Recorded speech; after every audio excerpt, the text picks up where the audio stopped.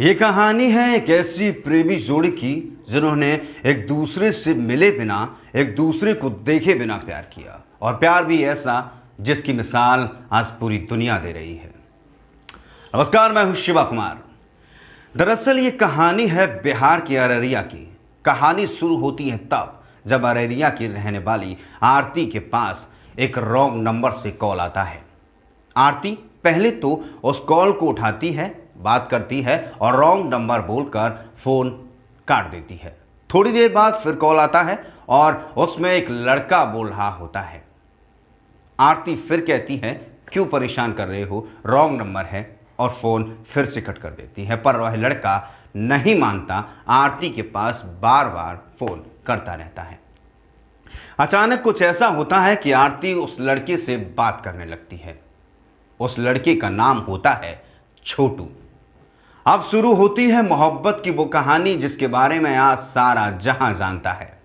अब तो हर रोज आरती और छोटू एक दूसरे से बात किया करने लगे थे। देखते ही देखते 2 साल हो गए, पर आरती और छोटू एक बार भी एक दूसरे से नहीं मिले। बस दोनों के दिलों में एक दूसरे के लिए बेइंतहा मोहब्बत थी। हाँ, फोन पर वीडियो कॉल जरूर हो जाती थी, जिससे आरती और छोटू ने एक दूसरे को देख लिया था। धीरे धीरे ये प्यार की कहानी शादी तक आ पहुंची। एक दिन अचानक आरती के घर वालों को पता चल गया कि वह किसी लड़के से बात करती है। उस वक्त आरती की डांट पड़ी। घर वालों ने उसे मारा पीटा और दोबारा फोन न करने की बात कही। पर आरती कहाँ रुकने वाली थी, क्योंकि सच्ची मोहब्बत कभी हार नहीं मानती है। आरती ने भी ऐसा ही किया। घर वालों की बात न मानकर मार खाने के बाद भी छोटू से बात की। एक रोज आरती छोटू से बात करते वक्त फोन पर रो रही थी, बहुत परेशान लग रही थी। आरती ने छोटू को बताया कि पापा को पता नहीं, बाकी घर में सबको पता चल गया है। वहीं आरती की भाभी से उसने शादी की मदद मांगी। भाभी ने कहा कि छोटू को घर बुला लो, फिर बात करते हैं। इसी बात पर छोटू खुश होकर आरती के घर पहुंच गया।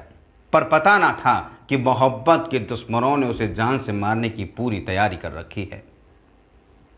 छोटू आरती के घर पहुंचता है तो आरती का भाई और उसके पिता छोटू को एक कमरे में बंद कर लेते हैं और उसकी पिटाई करने लगते हैं। आरती को दूसरे कमरे में बंद कर दिया जाता है।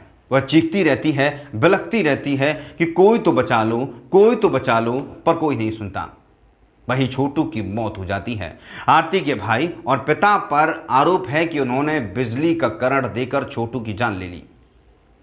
फिर क्या था, आरती की मौत के बाद मानो आरती के शरीर से उसकी जान निकल गई हो। आरती पागल सी हो गई, पागलों की तरह अपने छोटू के लिए रो रही है। हर वक्त जुबां पर बस एक ही नाम रहता है, छोटू। हालांकि छोटू की मौत के बाद आरती अब छोटू के घर पर ही उसकी विधवा बनकर रह रही है।